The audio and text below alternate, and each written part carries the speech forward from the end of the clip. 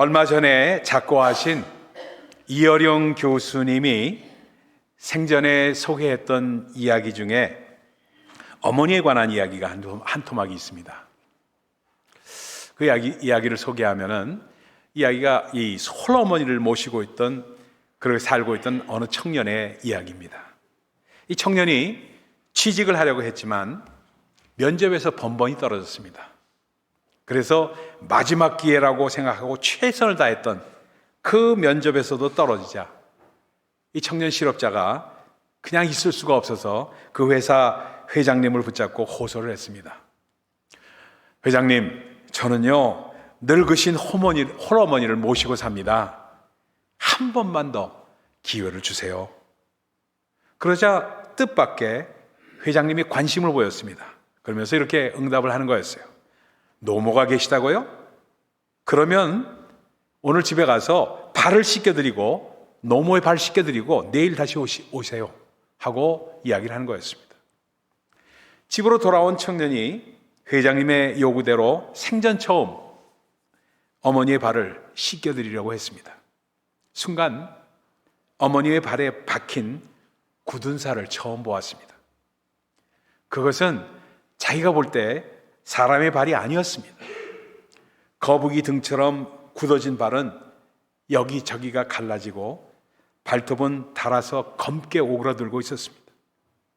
어머니가 나를 위해서 가셨던 길은 1000걸음인가 10,000걸음인가, 아들을 위해서 발이 닳고 피멍이 들도록 걸어온 어머니의 사랑과 그 슬픔의 흔적이었던 것입니다. 청년은 펑펑 쏟아지는 그런 눈물을 어머니 앞에서 감출 수가 없었습니다. 그러면서 어머니의 발을 만져보고서야 비로소 어머니의 마음을 만져볼 수가 있었습니다. 다음 날 회사로 다시 찾아간 청년은 이 회장님에게 인사를 드렸습니다. 회장님, 감사합니다. 회장님은 저에게 어머니의 사랑이 어떤 것인지 온몸으로 깨달을 수 있게 해주셨습니다. 그러면서 뭐라고 했냐면 면접도 마다하고 돌아서 나왔습니다. 돌아서 나와서 집으로 가는 그런 청년에게 회장님이 말을 했습니다. 되었네. 내일부터 출근하게. 이야기는 이렇게 끝납니다. 근데 이 이야기는 실제로 일본의 어느 기업의 면접 시험에서 실제로 일어났던 일이라고 합니다. 이 이야기를 보면서 제가 생각하게 됐어요. 회장님은 왜 이 청년을 채용했을까? 그 청년이 효자이기 때문에 그럴 수도 있을 겁니다. 그러나 기업적인 마인드에서 볼 때 몸으로 어머니의 사랑을 느낄 수 있는 사람은 앞으로 고객에게도 똑같이 관념이 아닌 가슴으로 대할 수 있다고 그렇게 생각했기 때문일 것입니다. 어머니의 사랑도 관념적으로 아는 것과 가슴으로 느끼는 것은 그 차원이 다릅니다. 오늘만큼은 어머니의 사랑을 손으로 만져보시기 바랍니다. 여러분의 어머니가 만약에 생전에 계시다면 되도록 오늘 어머니의 발을 씻겨드릴 수 있기를 바랍니다. 멀리 한국에 계셔서 정말 그렇게 할 수가 없다면 꼭 페이스타임을 하시든가 비디오 톡을 하시든가 하셔서 얼굴을 뵙고 인사를 드리십시오. 이미 하늘나라로 가셨다면 사진이 있을 테니까 사진을 손으로 만지면서 어머니와 오랜만에 대화 시간을 가지십시오. 머리로만 생각하는 것과 다른 또 하나의 세계가 열릴 것입니다. 그러기 위해서 우리는 오늘 이 자리에서 어머니날의 의미를 다시 한번 새겨보면서 어머니의 사랑과 믿음을 보기를 원합니다. 성경에 나타나는 우리 주님의 어머니, 그분은 과연 어떤 분이셨는가? 하나님이신 아들을 믿는 믿음, 말씀에 순종하는 믿음, 하나님의 아들이 이 땅에서 인간으로 살아가실 수 있도록 양육하며 그분을 신뢰해 주셨던 그 믿음, 그리고 십자가에 달리셨던 아들을 바라보던 그분의 그 안타까움과 그 사랑을 과연 어떤 것이었던가? 예수님은 단 한 번도 마리아를 어머니라고 직접 부르신 적이 없습니다. 예수님께서 어머니 마리아와 직접 대화를 나눌 때에도 여자여, 헬라 말로는 구나이라고 합니다. 구나이 하고 부르셨습니다. 물론 이것은 존칭의 표현입니다. 존칭의 표현으로 지금식으로 구태여 번역을 한다면 lady라고 해당할 수 있지만 인간적으로 볼 때 친근한 표현은 아니었습니다. 그리고 동네 사람들, 그 사람들이 예수님께 찾아와서 예수님과 제자들이 대화를 나누고 있을 때 찾아와서 어머니가 밖에 와 계신다, 형제들이 밖에 와서 기다리고 있다고 알려줬을 때에도 어머니를 맞으러 나가지 않으셨습니다. 그리고 함께 있던 사람들과 나누던 대화를 계속하시면서 이렇게 말씀하십니다. 누가 내 어머니며 누가 내 동생이냐? 누구든지 하늘에 계신 내 아버지의 뜻대로 하는 자가 내 형제요, 내 자매요, 내 어머니이니라. 굉장히 냉혹한 그런 표현이라고 이기 때문에 어찌 보면 당혹스럽기까지 한 그런 표현이었습니다. 파격적입니다. 예수님의 어머니는 성경에서 어떤 특별한 대우도 받지 않으셨습니다. 다른 제자들과 별반 다르지 않은 그러한 존재였습니다.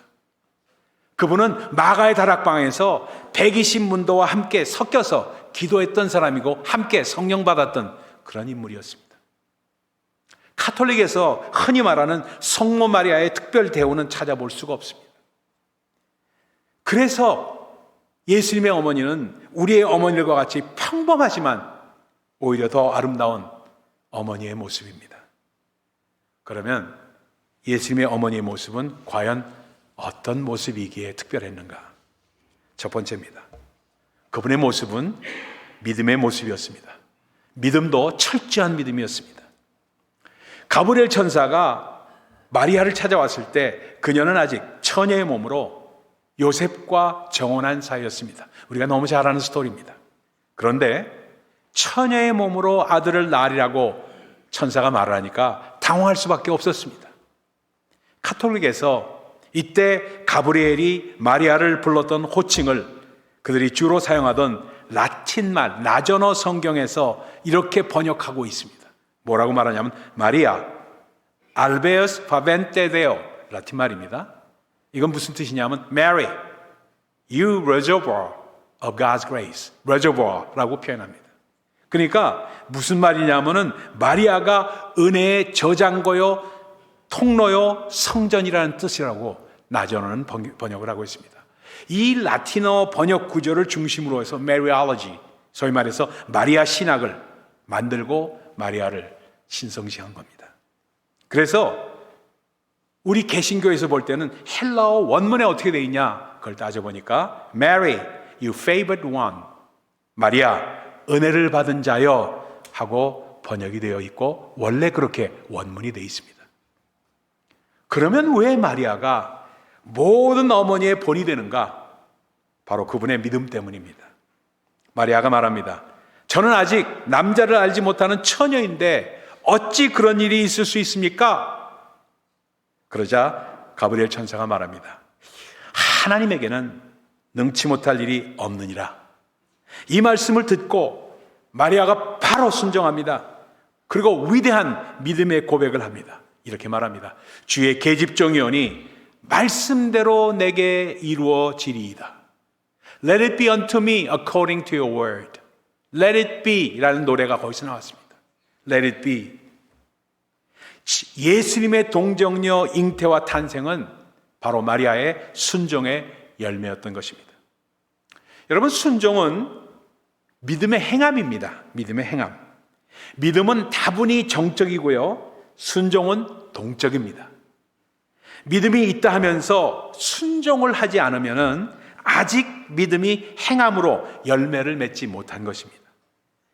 믿음이 한 사람의 운명을 바꾸는 파워가 있는 이유는 바로 믿음이 순종으로 표현되었기 때문에 그렇습니다.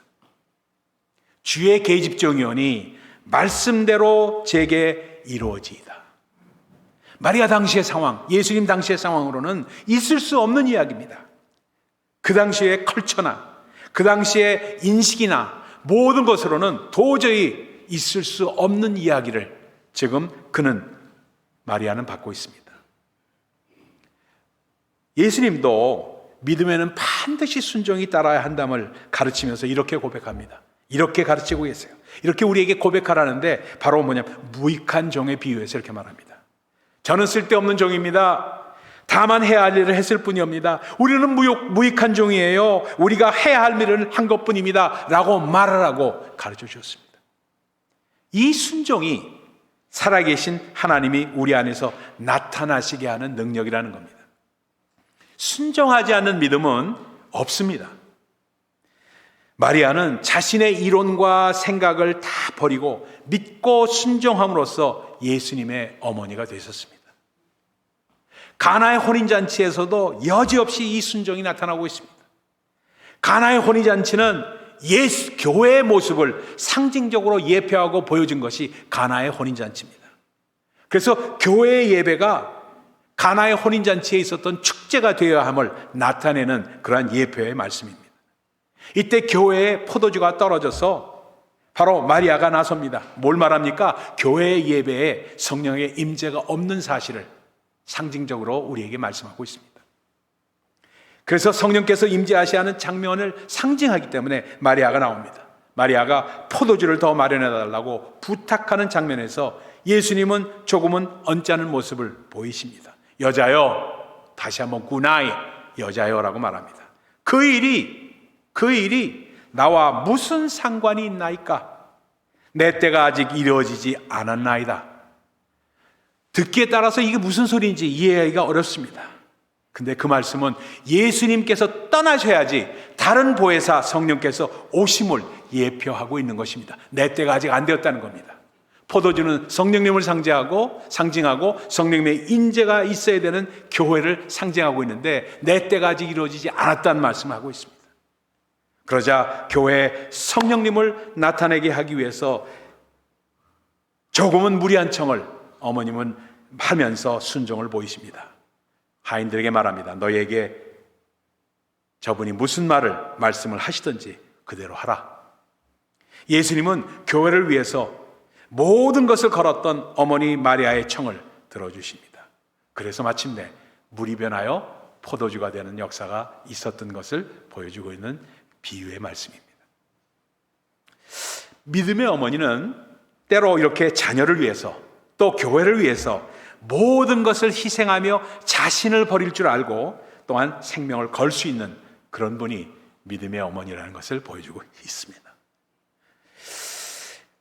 그 불란서 혁명 때요, 어떤 어머니가 세 아들과 함께, 세 명이죠, 아들과 함께 집에서 쫓겨나서 며칠 동안을 산속과 들판을 헤매었습니다. 전쟁 중이니까 먹을 게 있었겠어요. 그래서 부인과 아들들은 나무 뿌리와 풀잎을 먹고 연명을 겨우 하였던 것입니다. 사흘째 되던 날 군인들이 다가오는 것을 보고 덩굴 숲으로 숨었습니다. 그때 군인 상사가 덩굴 속에 인기척이 있는 것을 보고 있는 것 같으니까 찾아보라고 병사들에게 명령을 했습니다. 그러니까 한참 후에 어머니와 아들이 끌려서 나왔습니다. 군인 상사는 끌려 나온 모습을 그들을 보는 순간 그들이 굶어 죽기 직전에 있는 아주 파리한 모습으로 있는 것을 알게 되었습니다. 그래서 군인 상사가 너무나도 측은하게 느껴져서 빵 한 덩이를 어머니에게 주었습니다. 어머니는 굶주린 이리처럼 그 빵을 얼른 받아서 세 조각으로 나누더니 세 아이들에게 나누어 주었습니다. 그것을 본 군인이 상사에게 말합니다. 애들에게만 주고 자기는 안 먹네요. 그러자 그 옆에 있던 사병이 아마 엄마는 배가 덜 고픈 모양이죠 하고 얘기했습니다. 그러자 상사가 말합니다. 아니다, 어머니라서 그렇다. 자기 목숨보다도 자녀를 더 사랑하는 어머니의 마음을 보여주고 있는 일화입니다. 바로 믿음의 모습이 이렇게 나타난 겁니다. 믿음은 순종으로 열매를 맺고 자녀들을 위해서는 이러한 순종을 위해 어머니는 모든 것, 생명을 걸 수 있는 분입니다.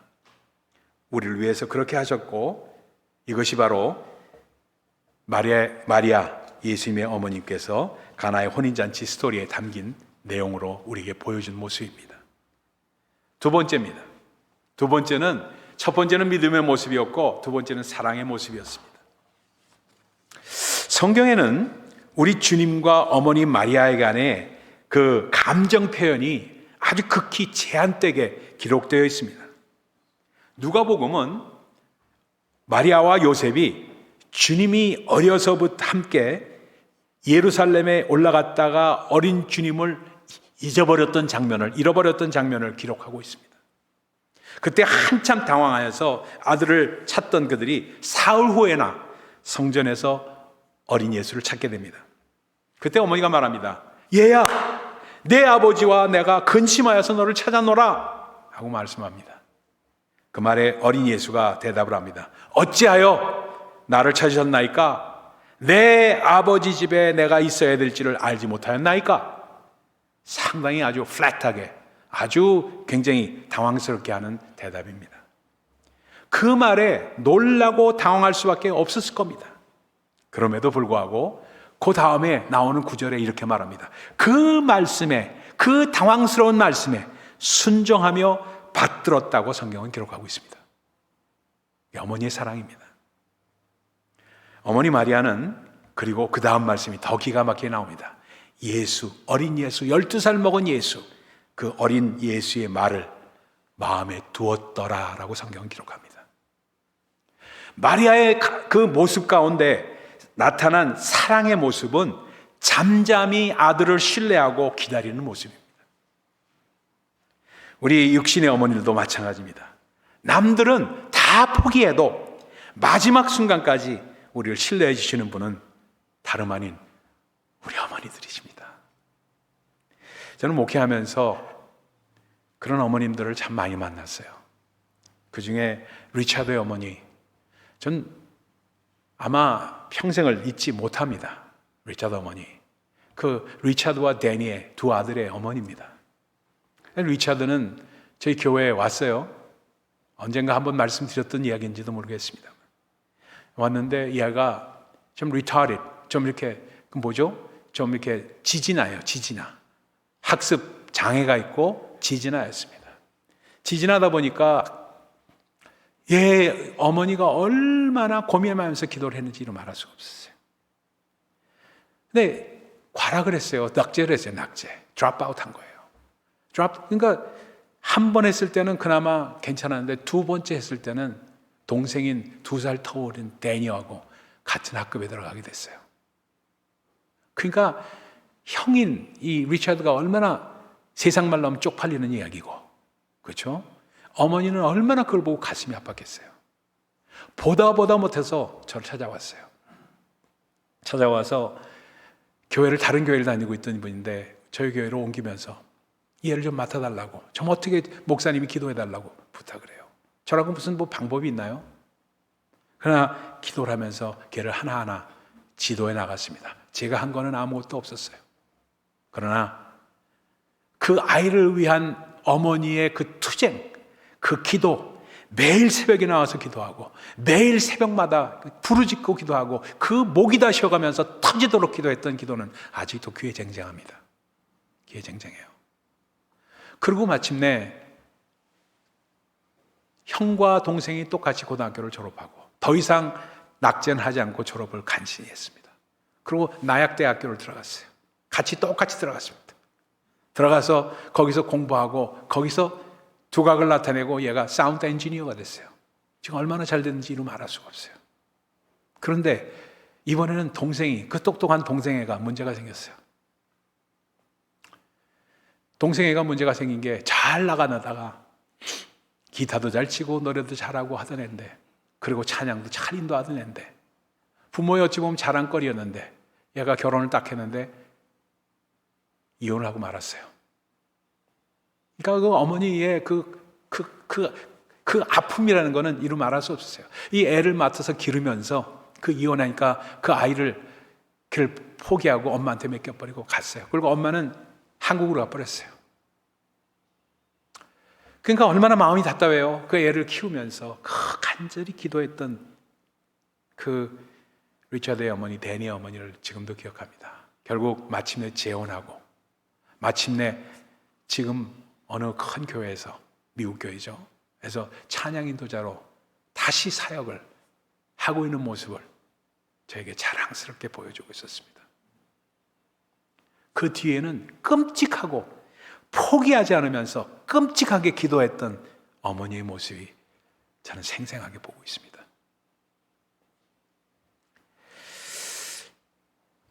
마침내 예수께서 십자가에 달리셨을 때 십자가에 달리신 자신을 안타깝게 바라보는 어머니를 향해서 우리 주님께서 말씀하십니다. 여자여 보소서 아들이니이다. 우리도 힘들 때 어머니가 생각이 납니다. 아마 주님은 얼마나 힘드셨을까? 몸이 아플 때나 절박한 순간, 그리고 투정 부리고 싶을 때에는 어머니가 그립습니다. 왜냐하면 어머니는 무조건의 사랑으로 우리 곁에 있어 주시기 때문입니다. 저도 고열에 시달릴 때 물수건을 계속 갈아주시면서 밤을 지새우시던 어머니가 지금도 기억이 납니다. 하늘나라 오래전에 가셨지만요, 지금도 기억이 납니다. 제가 늦게 귀가했을 때 저를 기다리시면서 문 밖에 서성거리던 어머니의 모습도 저는 지금 기억을 합니다. 주님의 말씀에서 잠잠히 자신을 신뢰하며 사랑하신 어머니의 모습을 볼 수가 있습니다. 그리고 사랑하는 제자 요한에게 마침내 어머니를 맡깁니다. 보라, 내 어머니라 하고 맡깁니다. 예수님께서 유일하게 쓰신 어머니 표현입니다. 어머니를 직접 호칭할 때는 여자여라고 했지만 제자에게 어머님을 맡길 때 보라, 내 어머니라 하면서 맡기십니다. 그 어머니를 사랑하는 제자에게 맡기신 것입니다. 제가 사실 제일 힘들게 설교 준비하는 것이 바로 어머니날 설교입니다. 설교를 하면 저도 정말 열심히 한다고 생각하는데 어머니날 설교를 준비할 때마다 힘들게, 어렵게 준비를 할 때가 많아요. 오늘 설교도 굉장히 힘들게 준비를 했습니다. 왜냐하면 아무리 열심히 준비를 해도 부족하게만 느껴지기 때문에 그렇습니다. 어머니의 베푸신 그 사랑을 제대로 전달할 수 없다고 느끼기 때문에 더 힘이 듭니다. 그 사랑이 우리를 이만큼 변화시킨 것입니다. 사랑은 변화를 만드는 파워입니다. 우리 주님이 십자가의 고통을 참아내실 수 있었던 것도 어머니의 그 사랑과 훈련 때문이었을지도 모릅니다.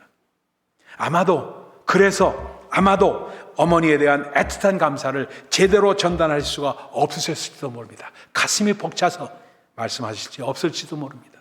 그래서 사랑하는 제자에게 부탁하신 것으로 십자가의 사역을, 가상 7원을 마치는 것을 볼 수가 있습니다. 보라, 내 어머니라. 은밀하게 위대하게라는 영화가 있습니다. 여러분 보신 분들도 계실 거예요. 제가 김수현이라는 배우를 좋아해서 그 영화를 저도 보았습니다. 재미있는 영화예요. 특수훈련을 받고 남한에 파견되어서 간첩으로 활동을 하는데 바보 역할을 하면서 임무를 기다리는 김수현이 주인공으로 나옵니다. 조국을 위해서 목숨을 당장이라도 내어놓을 수 있는 그러한 훈련을 받았지만 2년 동안 슈퍼의 마켓에서 일을 도와주면서 살아가는 동안에 동네 사람들에게 정이 갑니다. 정이 들어버립니다. 특히 무뚝뚝하게 짠순이면서 아주 무뚝뚝한 슈퍼의 주인 아주머니는 자신을 위해서 일해주는 바보 김수현을 친아들처럼 여기면서 몰래 장가들 미천까지 조금씩 저금을 해놓는 모습을 보게 됩니다. 북한에서는 더 이상 이러한 간첩들이 필요 없게 되자 스스로 자결하라는 명령을 내려보냅니다. 근데 동네 사람들의 정에 끌려버린 김수현과 동료들은 죽기를 거부합니다. 변했다는 겁니다. 그래서 그들을 훈련시켰던 눈물도 피도 없는 손현주라는 배우 이름이죠. 손현주가 나와서 이들을 사살하기 위해서 북에서 내려옵니다. 자신을 죽이러 온 대장을 만난 김수현이 자신의 어머니에 대해서 물으니까 대장이 이렇게 대답합니다. 내게 조국과 오만이 누가 더 중요한가? 그때 김수현이 되묻습니다. 조국에겐 무엇이 더 중요합니까? 결국 조국을 위해서 목숨을 바쳐야 한다고 당해왔던 공작원 마음속에 새로운 변화가, 새로운 무언가가 자라나기 시작했던 것입니다. 아주머니의 사랑 때문에 그 사랑 속에서 어머니의 사랑을 느낀 것입니다. 써서 먹을 수 없는 그런 죽은 물을 살아있는 단물로 만드는 이야기가 구약 성경에 여러 군데 나옵니다. 마라의 쓴문 사건도 마찬가지입니다. 물이 변하여 포도주가 되는 장면과 똑같은 상징적인 사건이 구약 성경에 나옵니다. 이때 마실 수 없는 마라의 물에 모세가 나무 가지를 던져 달게 만듭니다. 그 나무 가지는 바로 십자가를 상징합니다. 이 십자가의 희생만이 죽어가는 그러한 우리를 살아있는 생명수로 변화시킬 수 있다는 것을 상징적으로 예표하고 있습니다. 선지자 엘리사에게도 똑같은 일이 일어납니다. 죽은 물에 소금을 넣어서 그 죽은 물을 살아있는 물, 생명의 샘으로 변화시킵니다. 소금 또한 누군가가 물에 녹아 사라지는 희생이 있어야만 그 본성을 변화시킬 수 있음을 우리에게 보여주고 있는 사건입니다. 마찬가지로 영화에서 난파 공작원들을 변화시킬 수 있었던 힘은 바로 북에 두고 온 어머니를 그리워하는 김수현에게 그 어머니의 사랑을 느끼게 해주었던 수포 주인 아주머니의 사랑과 희생 때문이었습니다. 가나의 혼인잔치에서도 어머니 마리아의 희생으로 우리에게 변화의 성령을 중재해 주신 것입니다. 물이 변하여 포도주가 되게 하신 것입니다. 우리 육신의 어머니들도 마찬가지입니다. 똑같은 희생으로 오늘의 우리를 만들어 주신 것입니다. 그리고 오늘도 어머니들은 우리가 더 변화되어서 우리가 더 새롭게 되어지기를 원하십니다. 그 어머니의 발을 오늘 여러분 씻어드리십시오. 그 사랑을 가슴으로 한번 느껴보십시오. 그리고 우리 주님이 하셨던 것처럼 똑같은 고백을 여러분들 하십시오. 어머니 보소서 아드니이다. 어머니 보소서 딸이니이다. 그러한 고백을 하시면서 오늘 마더스데이를 보내시는 우리 모두가 되시기를 예수 그리스도를 충원을 드립니다. 해피 마더스데이 기도하겠습니다.